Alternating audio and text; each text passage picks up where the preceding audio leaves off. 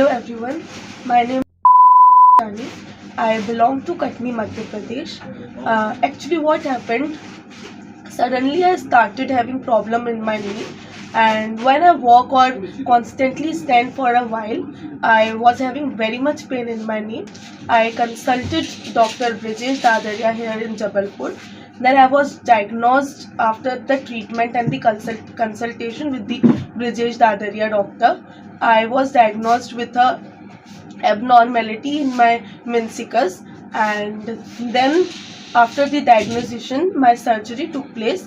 And after the surgery the doctor was really helpful in all the process, and it was a really great experience with the prescription and with the treatment of the doctor. And I think I recommend for this particular kind of problem, this doctor should be consulted, and the Dr. Brijesh Dadaria is really helpful, and my parents are also satisfied with this doctor. I think he's a great in this field. Thank you so much.